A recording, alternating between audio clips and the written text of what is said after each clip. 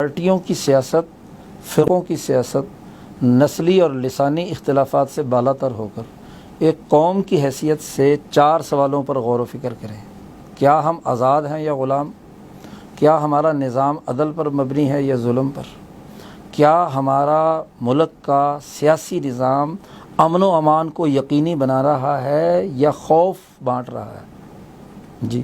یا ہمارا یہ نظام جو ہے وہ معاشی اطمینان پیدا کر رہا ہے یا معاشی بدحالی پیدا کر رہا ہے؟ یہ 4 اصول قرآن حکیم نے 3 آیات میں بیان کیے ہیں کہ موسیٰ علیہ السلام نے جا کر فرعون کے دربار میں کلمے کی دعوت نہیں دی، مسلمان بنانے کی دعوت نہیں دی۔ پہلی دعوت قرآن سورۃ طٰہٰ میں کہتا ہے ان ارسل معنا بنی اسرائیل، بنی اسرائیل کو آزادی دو، آزادی اور حریت کی سب سے پہلی دلیل۔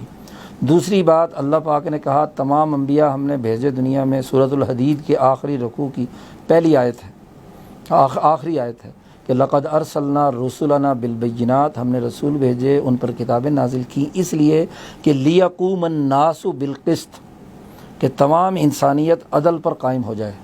انسانیت کا ہے، مسلم کی بات نہیں، مومن کی صرف بات نہیں کی، پوری انسانیت۔ دوسری امن کے حوالے سے آیت ہے سورۃ النحل کی، ضرب اللہ مثلا قریۃ کانت آمنۃ۔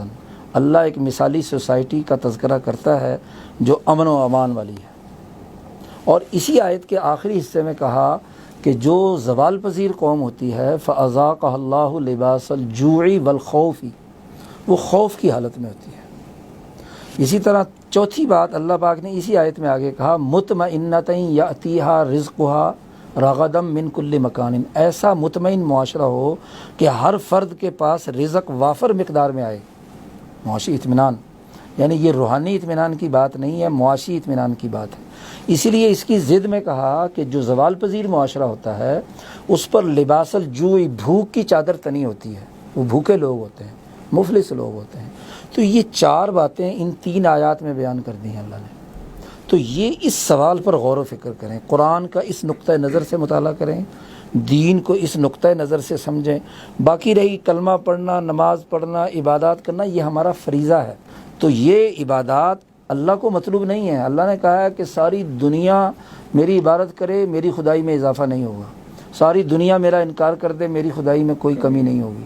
یہ تمہارے لیے ہے کہ نماز، عبادات تمہارے اندر وہ ڈسپلن پیدا کریں کہ جس کی روشنی میں یہ 4 کام تم کر لو: آزاد، عدل، امن اور معاشی خوشحالی۔